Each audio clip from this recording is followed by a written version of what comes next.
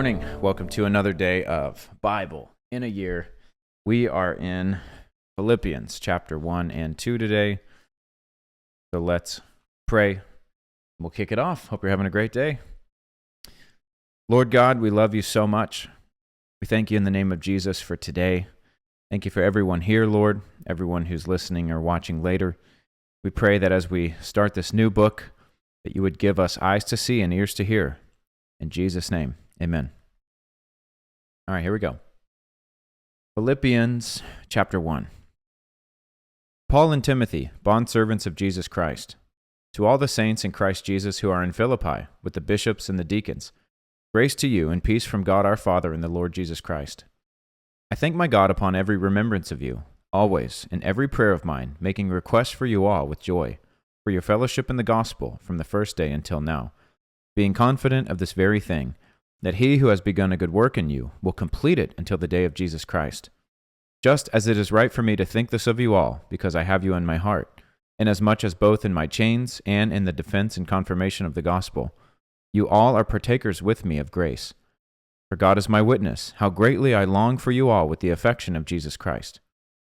In this I pray, that your love may abound still more and more in knowledge and all discernment, that you may approve the things that are excellent, that you may be sincere and without offense till the day of Christ, being filled with the fruits of righteousness which are by Jesus Christ, to the glory and praise of God. But I want you to know, brethren, that the things which happened to me have actually turned out for the furtherance of the gospel, so that it has become evident to the whole palace guard and to all the rest that my chains are in Christ. And most of the brethren in the Lord, having become confident by my chains, are much more bold to speak the word without fear. Some indeed preach Christ even from envy and strife, and some also from goodwill. The former preach Christ from selfish ambition, not sincerely, supposing to add affliction to my chains, but the latter out of love, knowing that I am appointed for the defense of the gospel. What then? Only that in every way, whether in pretense or in truth, Christ is preached. And in this I rejoice, yes, and will rejoice. For I know that this will turn out for my deliverance through your prayer, and the supply of the Spirit of Jesus Christ, according to my earnest expectation and hope that in nothing I shall be ashamed, but with all boldness, as always. So now also Christ will be magnified in my body, whether by life or by death. For to me, to live is Christ, and to die is gain. But if I live on in the flesh, this will mean fruit for my labor. Yet what I shall choose I cannot tell. For I am hard pressed between the two, having a desire to depart and be with Christ, which is far better. Nevertheless, to remain in the flesh is more needful for you. And being confident of this, I know that I shall remain and continue with you all for your progress and joy of faith, that your rejoicing for me may be more abundant in Jesus Christ by my coming to you again. Only let your conduct be worthy of the gospel of Christ, so that whether I come and see you or am absent, I may hear of your affairs, that you stand fast in one spirit, with one mind, striving together for the faith of the gospel, and not in any way terrified by your adversaries, which to them is a proof of perdition, but to you of salvation, and that from God. For to you it has been granted on behalf of Christ, not only to believe in him, but also to suffer for his sake, having the same conflict which you saw in me, and now hear is in me. Chapter 2. Therefore, if there is any consolation in Christ, if any comfort of love, if any fellowship of the Spirit, any affection and mercy, fulfill my joy by being like-minded, having the same love, being of one accord, of one mind. Let nothing be done through selfish ambition or conceit, but in lowliness of mind let each esteem others better than himself. Let each of you look out not only for his own interest, but also for the interests of others.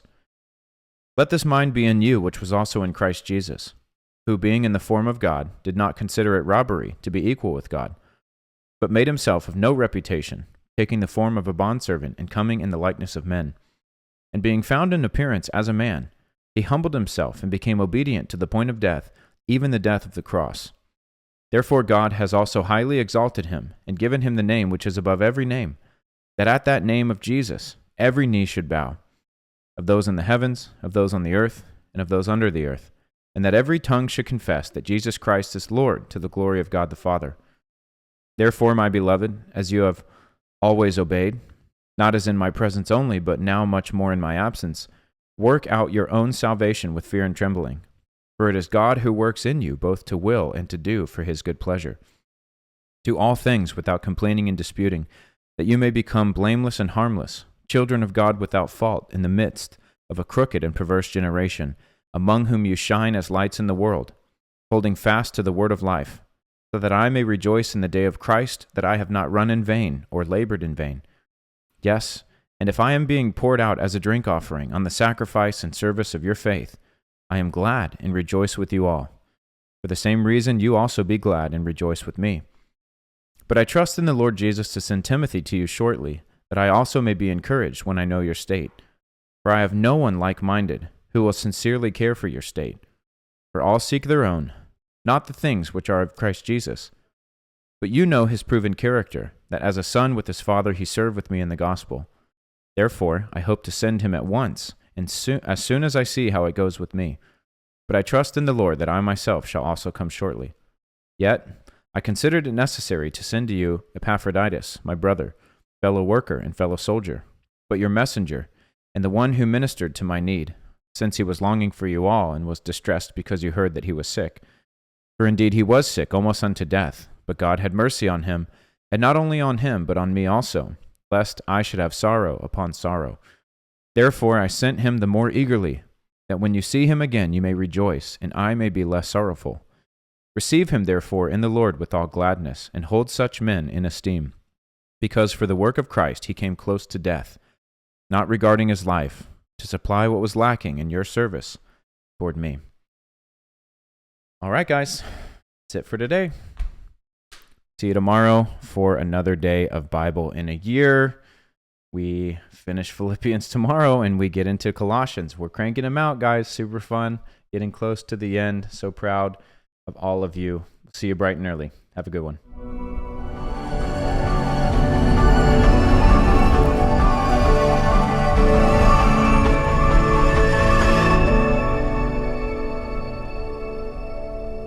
Hey guys, thanks for tuning in here with us at Bible in a Year. Can I encourage you to please make sure you like, subscribe, engage with the content, comment on the videos, and then share them. That is how we are going to see a global movement, is if everyone shares it with someone else. This is not about someone getting popular or anything. We're just reading the Bible. So if you want to see the Bible go viral in 2025, share this video. And let people know this is happening every single day. Get them involved. I also want to say this, as a prophetic act, what we're doing, this is a lot of manpower, a lot of time.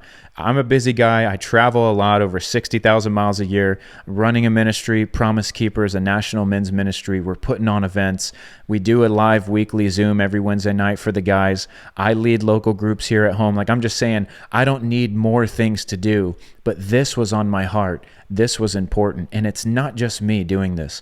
We have an entire team that is making sure emails go out, that is tracking all the data, that is clipping this up, that is editing and uploading and taking care of all the logistics that you don't see behind the scenes, doing the marketing, doing the PR.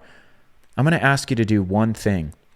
This is a free gift. And I'm going to ask you, every day that you attend, will you just set aside $1? And at the end of the year, however many days you attended, that many dollars, will you donate it to Promise Keepers as an end of the year gift? We're finishing this thing up on December 24th. Would you make a donation to Promise Keepers on Christmas Day with however many days you attended? If people around the world did that, we would be able to continue providing free resources just like this. I want you to think about this. This is totally free, and we are using the biggest platform in the world, social media, to get the Bible out there to unreached people groups. Believe it or not, there are still people around the world. There's 3.2 billion people in the world, statistics have shown, that have not heard the gospel. When you share and when you give, you enable us to do this full time. And so I'm just asking, not for you to give right now, not for you to sign up as a monthly giver.